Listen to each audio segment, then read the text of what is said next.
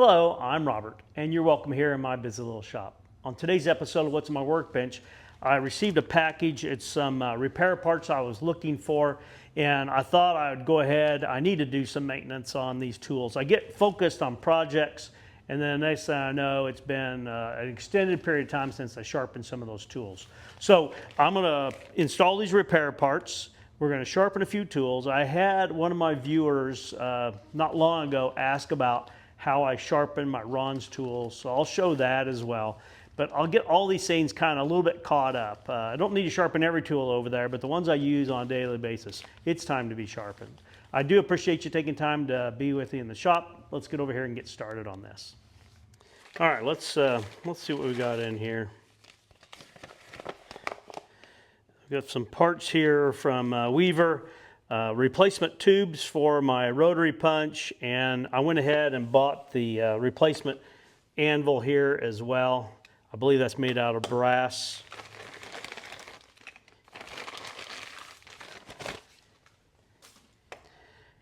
All right, so I've said it before, I really like this tool. I use this rotary punch on most projects, on every belt.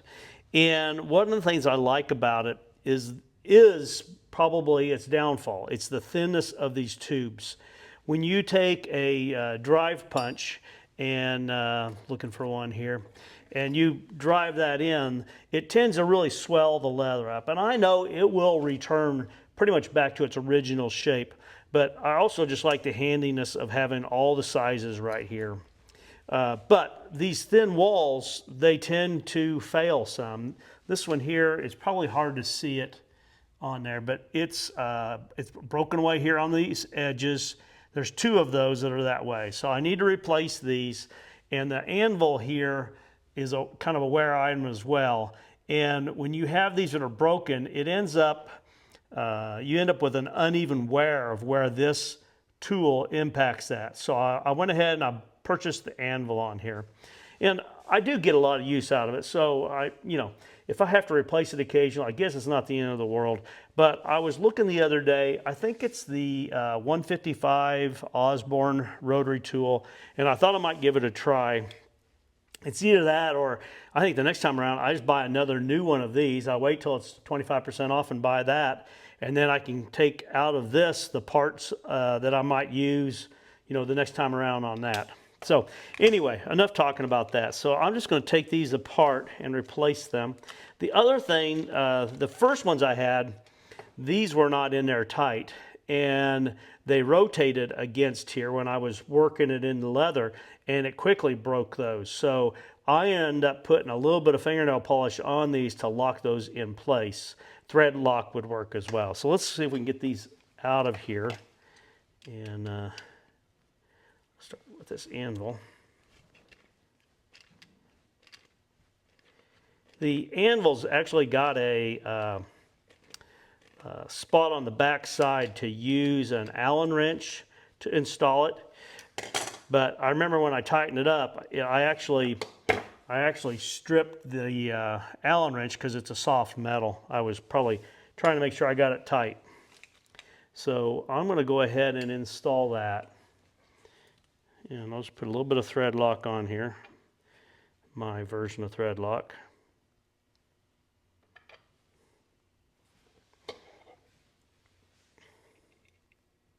I was a little concerned last time after I installed it that I put the thread lock on there. I was wondering if I would be able to remove it or not. Let's look in here. It feels kind of tight, but I made a couple rotations before I got tight. Just want to make sure I don't cross thread it.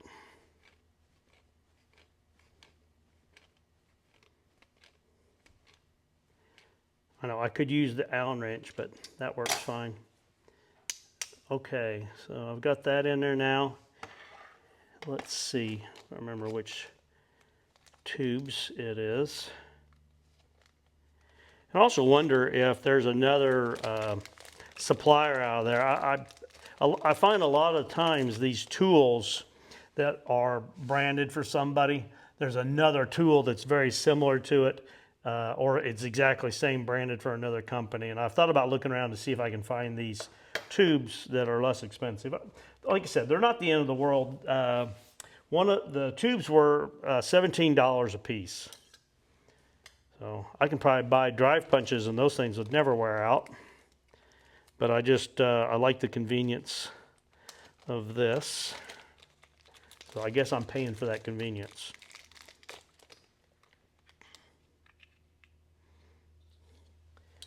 So you have the number 4 here, and it's 4 millimeter, which is,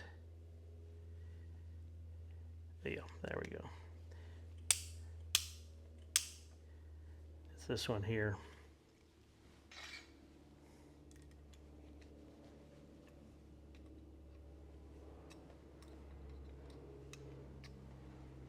And then I broke one of them because I don't know, I was fiddling and I went like that to poke the leather out there, and I actually cracked the side of it. So they're fairly sensitive to that. There's the number 4.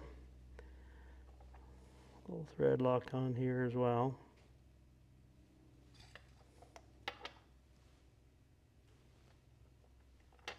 And I suppose someone suggested that if I have sizes on here that I don't use, you could double up so you wouldn't have to do this maintenance often. But it seems like I use every size that's on here. And that one there, a 3 and a 3.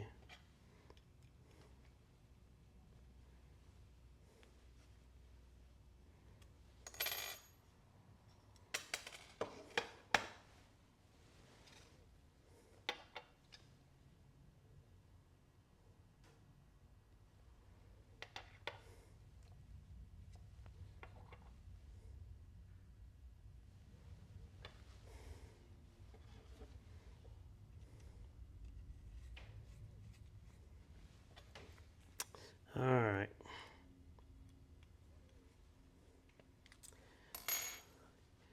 We're good to go again. Last time I held on to these, I don't know, thinking that if I broke one worse, I could use it, but I'll just get rid of this. End up with a collection of broken parts that you'll never use. So next, I had questions about sharpening the Ron's tools. And I have the number 1 through the number 4. So it's really easy to sharpen. Let me show you how I do that. So when you purchase these tools from Ron's Tools, it's actually Toby that owns the company. He provides this stainless steel rod that is the right shape for this contour here. So if you use this, then you'll continually maintain this contour. The other thing that Toby has said, and he'll do, if you see him at a show, he usually brings his stuff to sharpen them.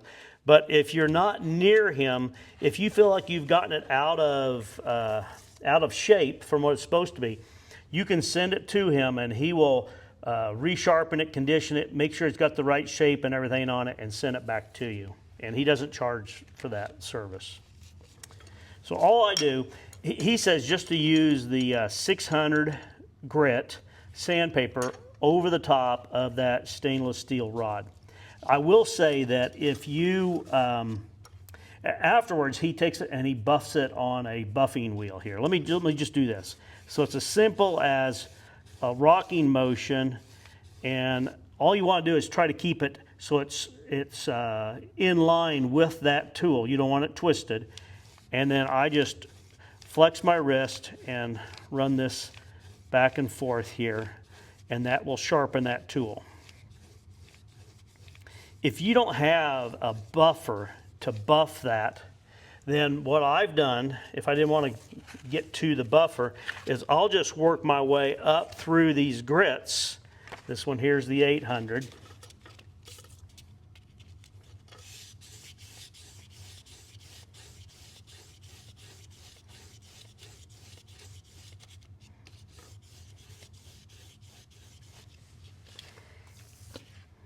$1,500.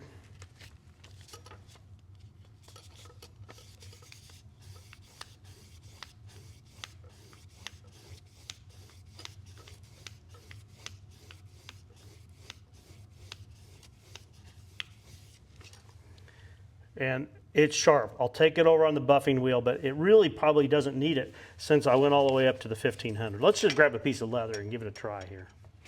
If I double it up here, I can get on this better to show you. Yeah, it's sharp, no doubt about it. So it's the same with each one of these. So now I'm going to go ahead and I'll do the number 3.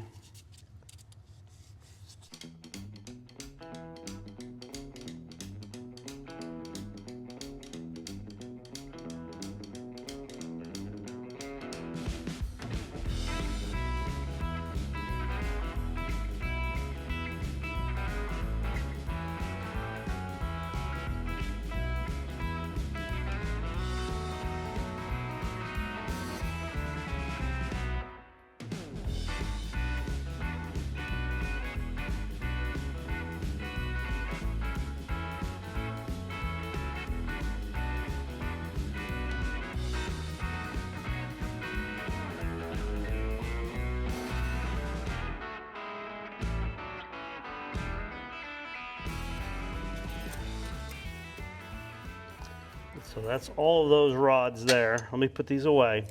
I'll take you down there. I'll go ahead and I'll use the buffing wheel and I'll show you what I do there.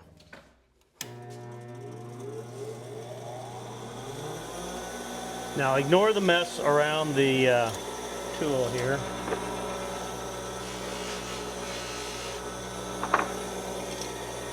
I just hold it like this. I don't want to do that. Just kind of to where it runs, I guess you'd say parallel with it there.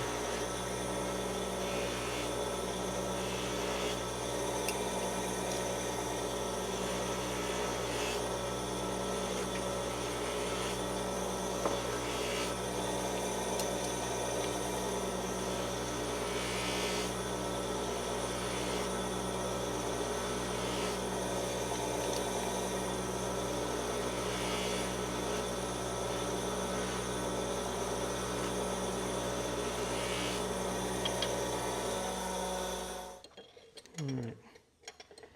Let's grab the number 2 here. Oh yeah, yep, cuts nice. Turn on the flush side here, the harder side to cut.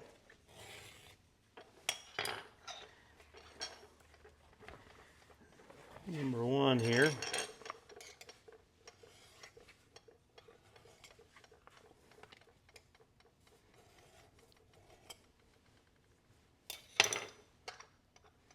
Number 3.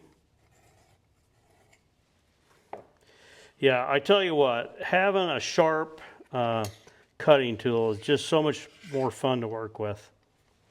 Let me put these back. That's all the maintenance that needs to be done on those.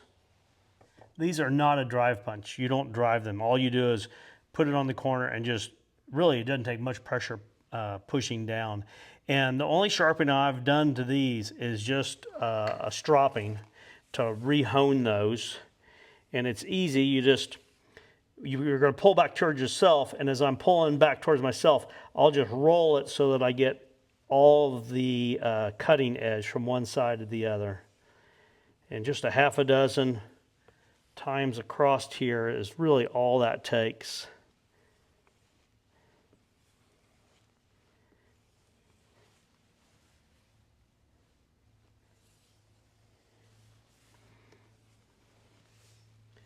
And it's well polished there.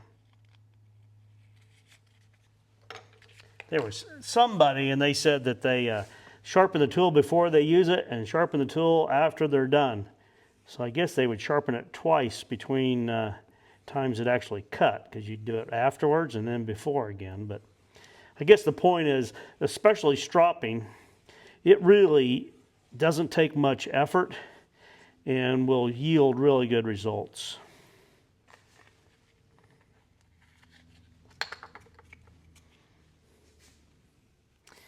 These were probably one of my, what I think, for the amount of use it gets, one of the more expensive tools to buy was this collection of corner knives. I've got 6 different sizes here. All right, let me put these away. Okay, next are my 2 most used strap cutters, my English point and my round end. And I'm going to sharpen those on this same sandpaper. I'll make a few passes here. It's been more than a year since I sharpened these, but I'm going to start here with the 400.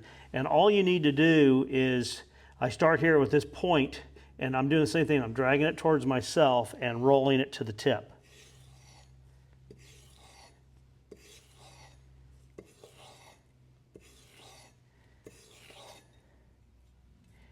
Probably a half a dozen times.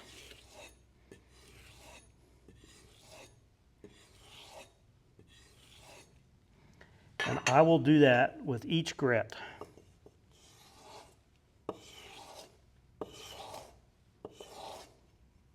All I'm trying to do is match this bevel here with my angle here.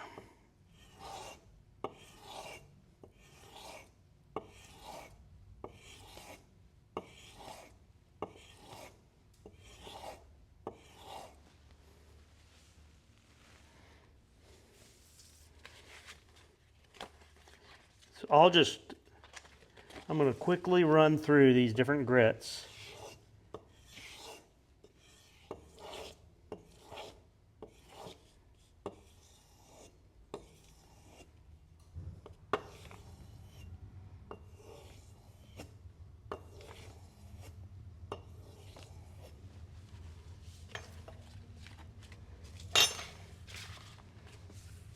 And then I'm going to use this same stropping leather here and just repeat the same action here. And really, if you do this more often, this is really all you'll need to do to maintain that cutting edge.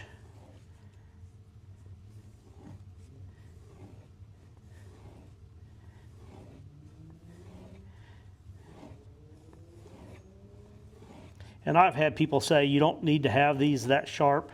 They'll still cut, but what I find is that the cut doesn't stay vertical. It wants to push away from the belt, or the strap, I should say. For me, it's mainly the belt.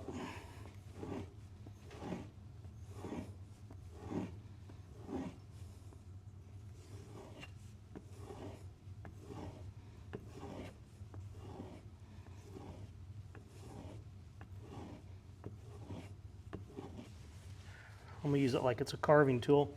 See if it's sharp.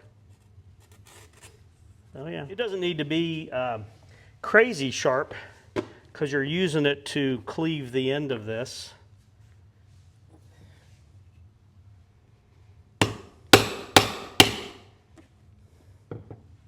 Yep. Cool. Okay. And then my stitching chisels here, it's been a long time since I've sharpened these. But all I'm going to do is I'm going to do pretty much the exact same thing that I've done on these others. Let me find my 400 grip. There it is. There's that angle there. So I'm going to rotate this up until that angle, if you look, right now I can see right there the tip is touching. So I am flat on that angle there. And I'm not going to push, I'm just going to pull towards myself. Let me find that angle again.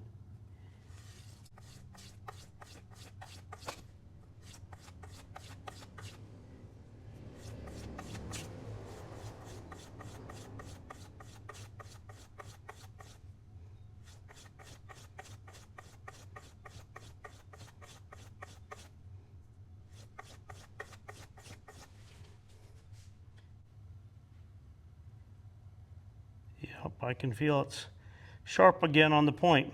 You can also come in here, I've used an emery board and file these surfaces here.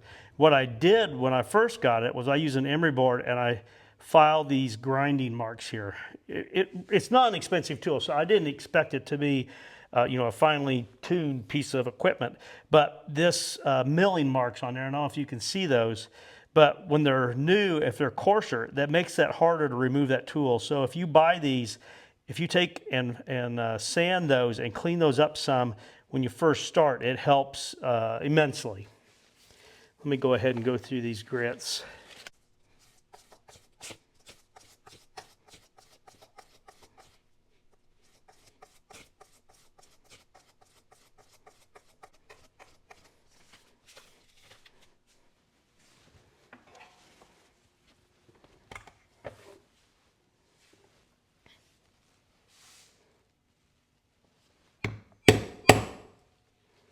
You know, I can tell the difference. I've been needing to do that for quite some time.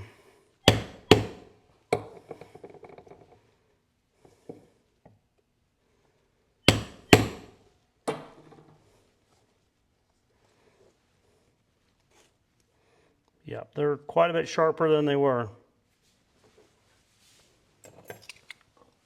So just a quick video today on doing some of the maintenance. I'd encourage you to get comfortable doing that. I think when crafters first start in the leather industry, that they're afraid they're gonna really mess something up instead of making it better. And from time to time you will. But the only way that you're gonna learn really how to take care of your tools is jump in and work on doing exactly that. And I've said it before, the first thing I did on a couple of these pieces of Leather Machine Company equipment wasn't on purpose, but I made a mistake and I got something out of whack thinking I could adjust it and make it better. I had to then back up and figure out how to properly set that. And now I'm not afraid now to, you know, break a needle or get something out of timing and to go in and fix it. I can go in there and comfortably know that I'm going to do that without damaging it. It's the same thing with your hand tools. Like I said, you may be afraid you're going to mess up the angle on it. You're going to make it to where it cuts worse than it did before, and you might. But from that, I bet you'll learn how to take care of that tool better. So I do appreciate you taking time to be with me in the shop today. Please like, share, and subscribe. But more importantly, I do hope you have a great day.